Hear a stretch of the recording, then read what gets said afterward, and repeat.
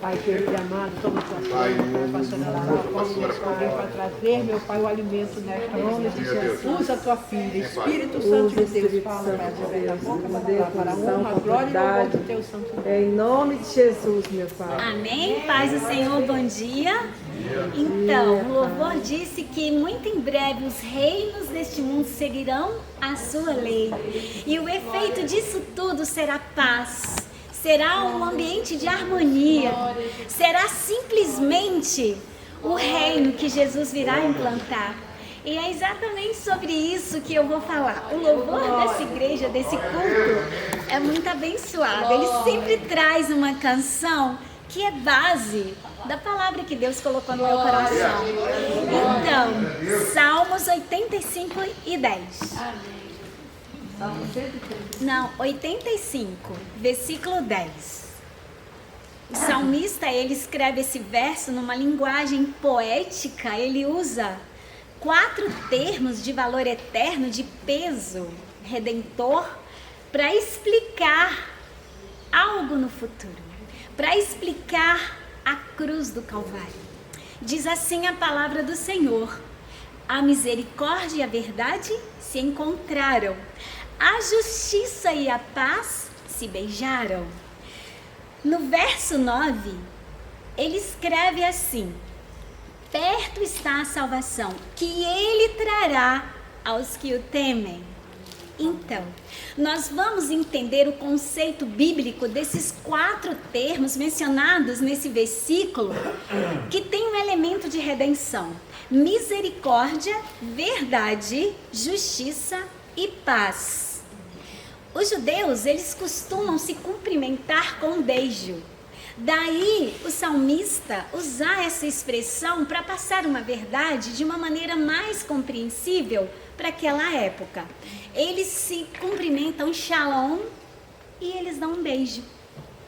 E olha o que significa misericórdia no contexto bíblico. Vem do hebraico hesed e quer dizer bondade, graça. Quer dizer uma obrigação legal. E a parte sempre mais fraca busca da parte mais forte uma proteção. É isso o contexto de misericórdia no conceito bíblico. Mas o interessante é que é também uma obrigação legal. A misericórdia, ela está também no contexto de uma relação em que há um compromisso. Mas esse compromisso, no contexto bíblico, ele já leva além das normas legais. Tiago entende esse conceito e diz: a misericórdia é sem juízo, o juízo é sem misericórdia para quem age sem misericórdia. E ele diz também: a misericórdia triunfa sobre o juízo. E olha só, Jeremias 31:3 diz assim: há muito que o Senhor me apareceu dizendo: com amor eterno eu te amei e com misericórdia eu te atraí. E Deus diz para mim, para você hoje, Ele quer de nós misericórdia. Ele chama Oséias e diz: anuncia para o meu povo, Oséias, que eu quero misericórdia. Não precisa desses sacrifícios, desses holocaustos desprovidos da misericórdia. Jeremias o quê? 33? Não, 31, desculpe. 3. 31, 3. Agora, justiça é um outro termo que remete à redenção. A justiça, ela vem do hebraico tsidek e significa lealdade de um servo ao seu rei. Daí vem Melquisedeque, o rei da justiça. Deuteronômio 25:1 diz: quando houver contenda entre alguns e vierem a juízo, aos justos justificarão e aos injustos condenarão. Justiça foi tudo que Deus requereu do seu povo quando ele passou os estatutos, passou as leis e exigiu justiça. No conceito mais secular, justiça é dar a alguém aquilo que lhe é devido. E Deus, ele cobra de mim, de você, um comportamento justo. E olha só, Levítico 19:15. Com justiça julgarás o teu próximo. Agora vamos ver o significado bíblico desse outro elemento que dá a ideia de redenção que está no Salmo 85, que é a paz. A paz vem do hebraico shalom. Significa completude, perfeição, bem-estar. É um estado harmonioso da alma e da mente. E olha o que está em Ezequiel 37:6. E farei com eles uma aliança de paz, e porei o meu santuário no meio deles. O que Deus quer dizer para mim e para você? Sem o santuário de Deus no nosso meio, não há paz. E quando nós queremos buscar essa paz, não é a paz que o mundo dá. Jesus vem como príncipe da paz, anunciado pelo profeta messiânico Isaías, e diz: eu deixo a minha paz a vocês, mas eu não deixo a minha paz como o mundo vai dar. Eu deixo a minha paz que excede todo o seu entendimento. Amém. E olha só, o que significa paz no grego? Vem da palavra soteria, quer dizer também libertação, preservação, salvação. A paz, ela remete para a salvação. E olha só, Deus, ele é o verdadeiro e único. Ele disse: eu sou Deus, eu sou o Senhor. Além de mim não há Salvador. Verdade vem do grego alex e significa não oculto, algo manifesto, real, ideal, genuíno. E é por isso que o escritor de Hebreus, no capítulo 8, ele fala sobre o tabernáculo espiritual. Ele diz assim: a suma do que temos é que temos um sumo sacerdote que está assentado no céu à destra do trono da majestade, ministro do santuário e do verdadeiro tabernáculo, o qual o Senhor fundou e não o homem. Mas o que o escritor quis dizer? Que o tabernáculo aqui de Moisés era falso? Não, mas era uma cópia, era uma sombra de algo que é verdadeiro.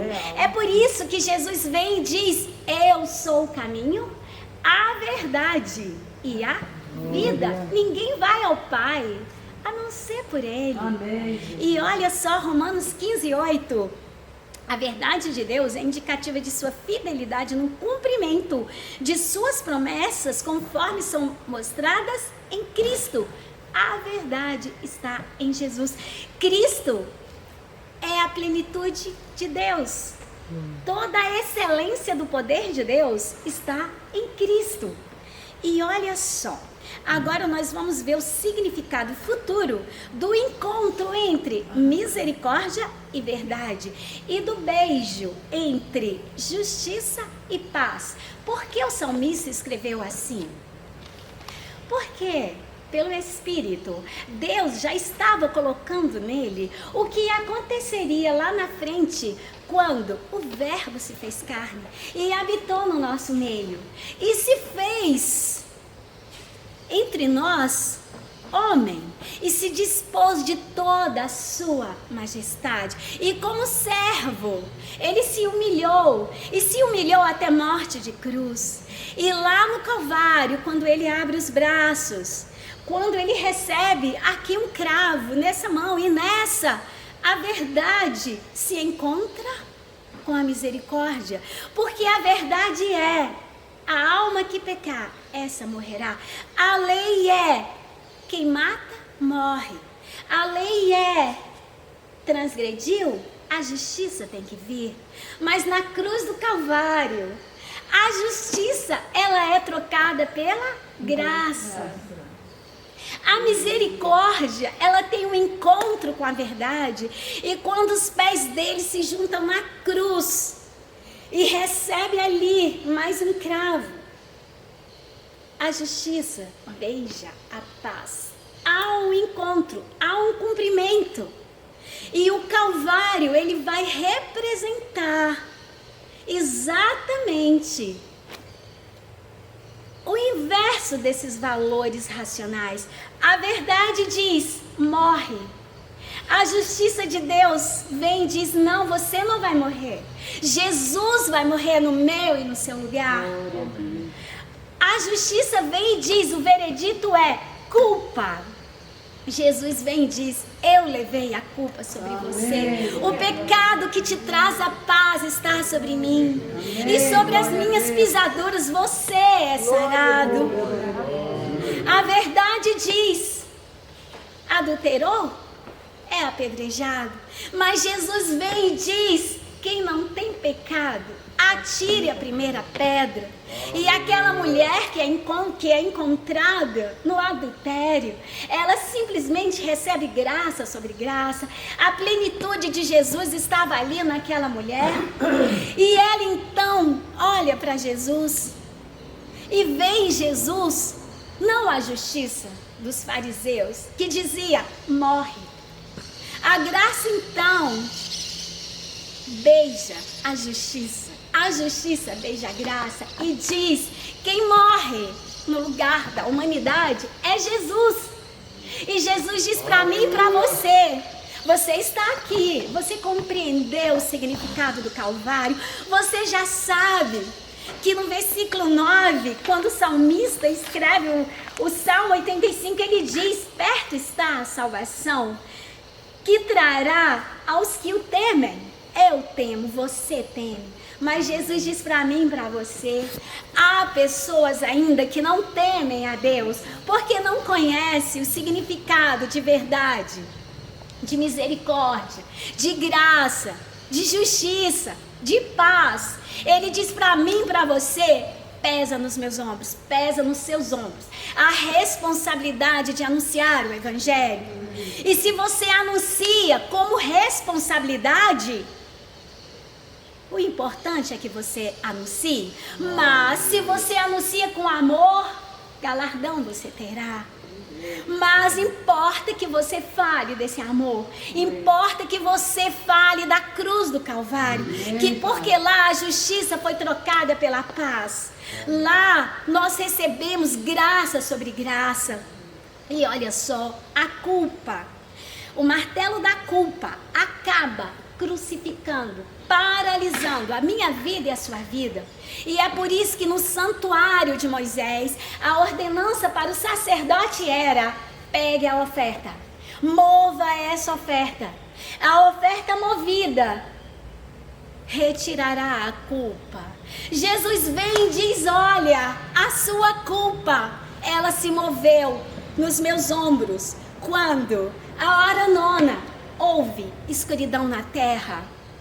A hora nona, um brado chegou até o céu, ecoou na eternidade, e o brado foi, está tudo consumado.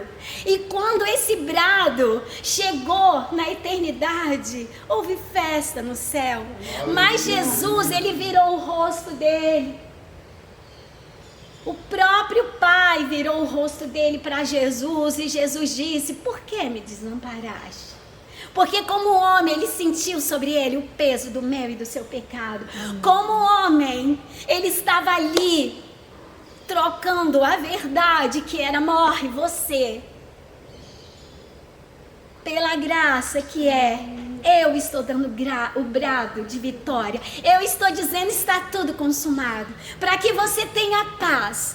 Porque há 700 anos atrás da morte de Cristo, Isaías chega e diz, o fruto da justiça será a paz.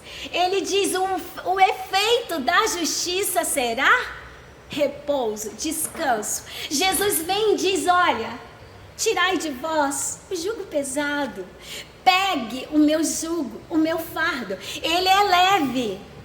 E quando você pega o fardo leve, você compreende o sentido desse elemento chamado paz, que está no Salmo 85, Shalom, que quer dizer um estado harmonioso entre alma, entre espírito.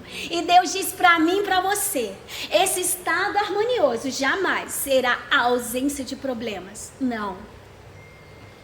Jesus, ele explicou, no mundo vocês vão passar sim por aflição, mas ele deu um comando. O comando foi: tem de bom ânimo, eu venci. Quando ele vai na cruz do Calvário, com seus braços abertos, e ele dá o brado, antes disso, ele passou por aflições, como eu e você passamos. Ele estava no Getsemane, e ele disse: Pai, se possível, passe de mim este cálice sem que eu beba, mas todavia, não se faça a minha vontade, mas a tua. E ele não disse só uma vez. Como homem, ele estava sentindo o peso de uma morte. Imagine eu e você pecando e tendo que enfrentar um juízo, o martelo do juiz dizendo: sentença. A verdade é, vai morrer. Mas Jesus, ele passa tudo isso quando ele caminha na via crucis. Ele poderia ter desistido da obra redentora do Calvário, não poderia? Poderia. Mas lá no Getsemane, ele alimentou a alma dele com oração. E Deus diz para mim, para você, a oração, ela vai fazer com que a eternidade desça até você. E você vai conseguir dizer: Pai, está doendo sim, mas faça-se a tua vontade em mim. Passa esse cálice de mim, mas eu quero me enquadrar na tua vontade. Porque se eu me enquadrar na tua vontade, vai haver um dia em que os portais eternos se abrirão. E quem é este, o Rei da Glória? Abram-se os portais eternos. O Rei da Glória vai entrar. E o salmista, ele diz: quem é o Rei da Glória? É o Senhor dos Exércitos. E quem é o Senhor dos Exércitos? É o Shabaô, Yahvé. É aquele que vence a minha guerra, que vence a sua guerra. É aquele que diz: o meu brado foi consumado. A hora nona. Ali houve trevas, houve. Porque a invasão das trevas, a morte é treva. A morte só existe porque o pecado existiu. A morte é treva. Toda vez que há uma morte, há uma treva.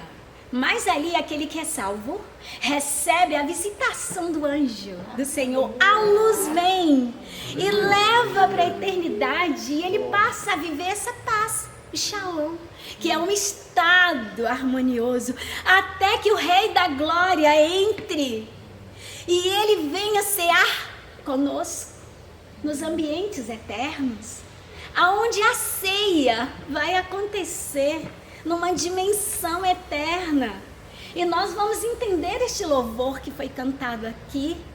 E então todos da terra viverão sob a lei dele.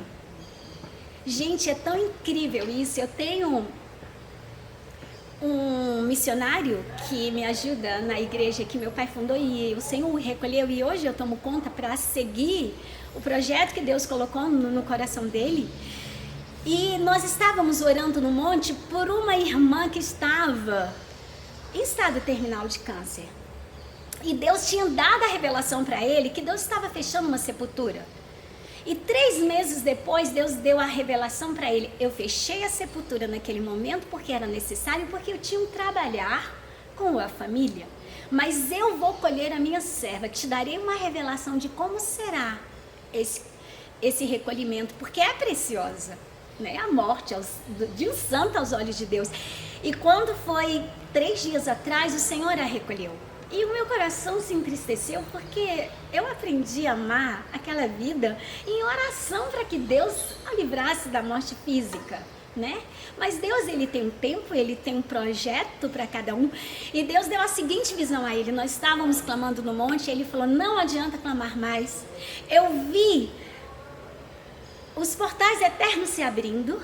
Eu vi a Julaídes numa nuvem de glória, um homem de branco, como se fosse o sumo sacerdote, recebendo ela, e anjos tocando a trombeta. De repente ela ficava num estado como de paz. E eu então estava muito triste porque o Senhor não tinha atendido a nossa oração. Mas então eu percebi que os caminhos de Deus são tão mais altos. Eu entendi o versículo de Isaías que diz: os meus caminhos são mais altos do que o de vocês. Eu entendi perfeitamente, ali ela estaria num estado de paz. A morte não vai ter poder sobre ela, a segunda morte, porque a primeira teve.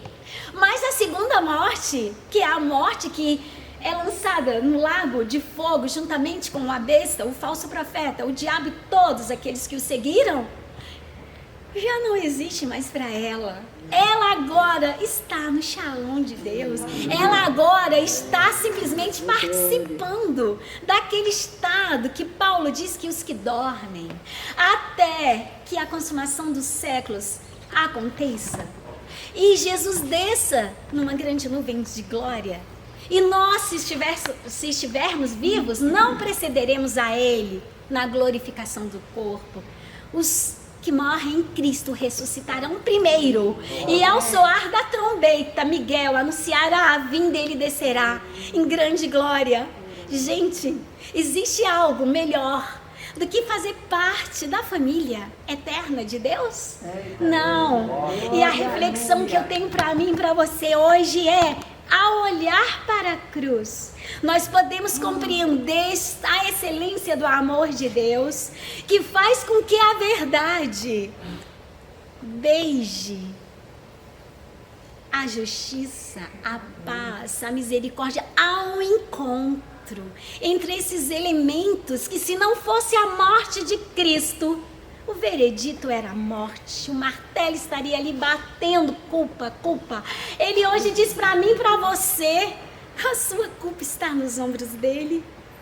Isaías 53 traz o texto que fala sobre o servo sofredor, quem deu crédito à nossa pregação,